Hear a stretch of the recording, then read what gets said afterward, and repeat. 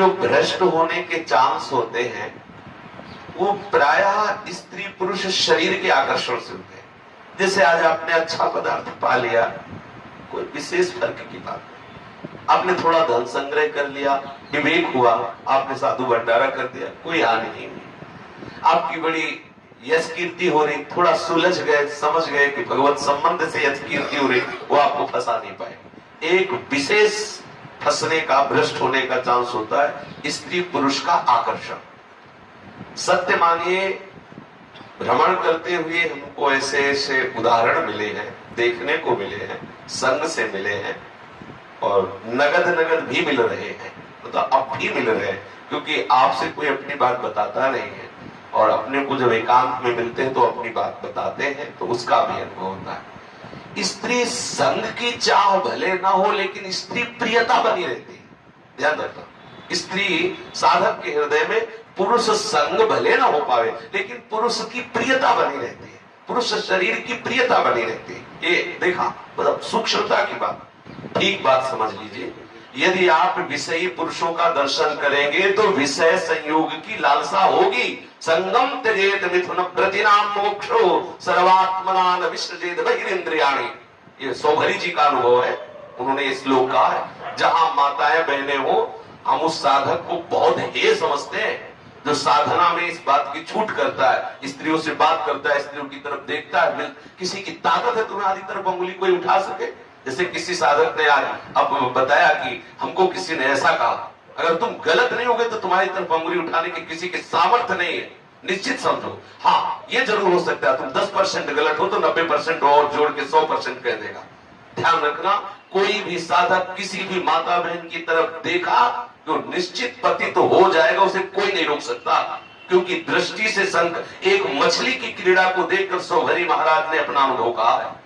ये बिल्कुल साधक को सावधान रहने की जरूरत है, भ्रष्ट होने का चांस ही न दिया जाए। आंतरिक जब मन विषय का चिंतन करे, उसी समय सावधान होकर पुकारो, उसी समय सत्संग करो, उसी समय भागो और किसी ऐसे संत के समीप जाओ जो तुम्हें वो बल प्रदान कर सके। तत्काल आप मन पर शासन कीजिए, और अगर ऐसा कोई संयोग ना मिले तो फिर प्रगट में वहां मत रुकिए जहां ऐसे विषय सामग्री का बाहुल्य हो, संयोग हो, जहां माताएं बहनें रहती हो, जिनका देखना सहज में हो रहा हो। जहां ऐसे आश्रम में तो रहना ही नहीं चाहिए साधक को जहां माताएं बहनें सहन करती है और वही तुम्हारा बगल में कमरा, कभी नहीं होना चाहिए। भीख मांगे खाए, फुटपाथ में भरे पड़े, अपने जीवन को नष्ट न करें। बहुत कम समय है, हमने देखा है 70-70, 90-90 वर्ष की अवस्था में भी स्त्री प्रियता, पुरुष प्रियता बनी रहती है। मन बहुत बेईमान, थोड़ी देर के लिए आपको सिद्ध बना देगा, इसके बाद वो क्या दुर्दशा करेगा आप सोच भी नहीं सकते।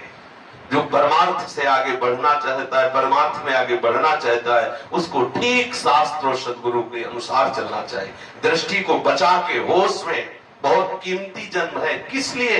बहुत सावधानी। भ्रष्ट होने का निमंत्रण हम देते हैं, स्वयं देते हैं। अंदर से भोगों का संकल्प और बाहर से भोगी पुरुषों का सानिध्य। जरा महापुरुषों के वचनों पर ध्यान दें। संगम त्यजेत मिथुन प्रतिनाम मोक्षो। जो मोक्ष प्राप्त करना चाहता है उस मुमुक्षु को विषयी पुरुषों का कदापि संग, भूखे मर जाएंगे लेकिन विषयी पुरुषों का संग नहीं करेंगे।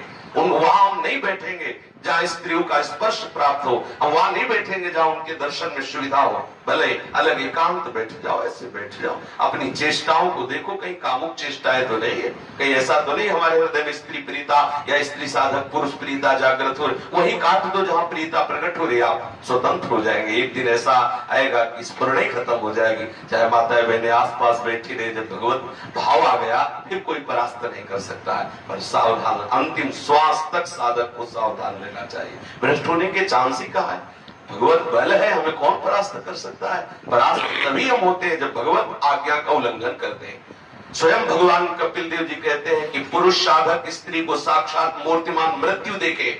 ऐसा शास्त्र उठा के देखिए, स्त्री साधक पुरुष को मूर्तिमान मृत्यु देखे कि अगर इसका संग हुआ तो हमारा भाव नष्ट हो जाएगा। ये क्यों? भगवान ने जब रचना की तो उसका सूत्र भी बता दिया कि आप ऐसे बचिए, आप इस मार्ग से चलिए। अब होना तो कुछ है नहीं, आप भौरे की तरह इधर उधर मंडराएंगे और दृष्टि डालेंगे तो भ्रष्ट नहीं होगे, होगे क्या? क्यों बात करो, क्या बात करनी है? क्यों देखो उधर, क्या देखना है? श्री जी को देखना है, ये सब देखना है, प्रपंच देखना है, भगवत मार्ग में काहे को है? जब आए तो फिर सीधे चलो।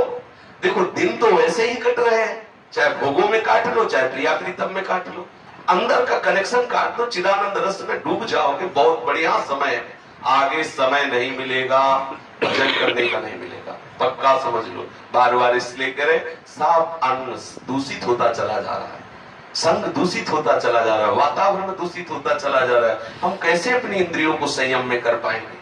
जहां जितेंद्रियता, जहां सदाचार, पवित्र भोजन और इन सब के द्वारा भगवत भाव की प्राप्ति होती है, वो सब लक्षण हमें नहीं आ पा रहे हैं। इसलिए सावधान रहे, कभी ऐसा संग भ्रष्ट होने के चांस ही नहीं है।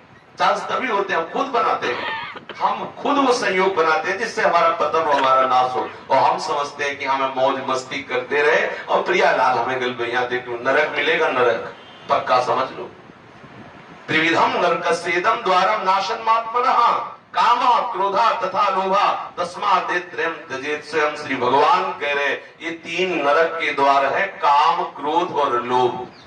अगर आप नरक नहीं जाना चाहते तो काम भाव में मत आइए, क्रोध मत कीजिए, किसी से लोभ मत कीजिए, आप नरक नहीं जाएंगे। स्वयं भगवान कह रहे ये तीन नरक के द्वार है, काम, क्रोध और लोभ।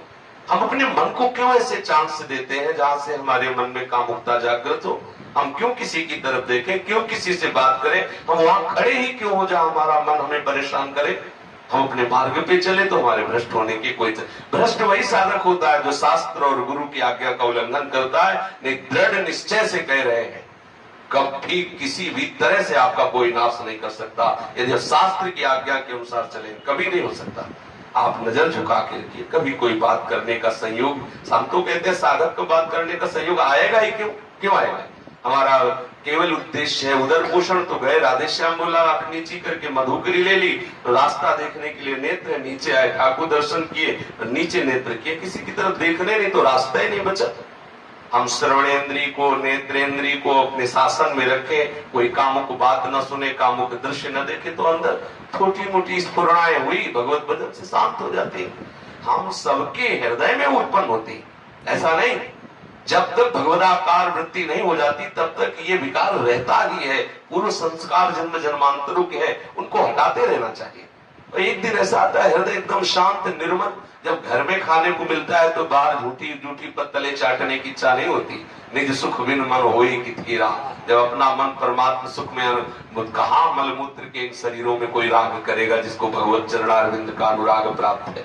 खूब प्रवचन सुनो, आज्ञा का पालन न करो, चिंतन मनन न करो तो भ्रष्ट रखे हो। मिलो चाहे किसी से ना मिलो, समझ लो, मिलो चाहे ना मिलो, बाहर से ना मिलोगे तो अंदर से वो सब काम कर देगा जो उसको करना है। मन बहुत बलवान है, जरूरी थोड़ी कि तुम परस्पर विपरीत शरीर से मिलो, स्त्री या पुरुष मिलने की कोई जरूरत है, बिना मिले आपको भ्रष्ट कर देगा। बहुत बलवान मन है, हमें मन से ही ठीक कर लेना, अंदर ही अंदर सुधार कर लेना। साधना किस गुरु किस लिए बनाया जाता है, इस मार्ग में क्यों चला जाता है? हमें वो युक्ति चाहिए जिस युक्ति से हम मन को संभाल के अगर आप थोड़ी देर के लिए, जैसे हम किसी माता बहन की तरफ देख रहे हैं, मन कह रहा हम भगवत भाव से देख रहे हैं, लेकिन शास्त्र निषेध करता है एक बार अचानक दृष्टि चली जाए भगवत भाव कर लेना है वहां, लेकिन भगवत भाव से इनको देखना भी नहीं है। शास्त्र निषेध करता है स्त्री दर्शन, स्त्री संभाषण, एकांत में स्त्री के साथ हंसी मजाक, शास्त्र निषेध है भगवत स्वरूप, लेकिन हमें नहीं देखना। अचानक दृष्टि चली जाए तो हम इन पर भगवत भाव कर लेते हैं और इनको दोबारा नहीं देखते, क्योंकि शास्त्र की आज्ञा है।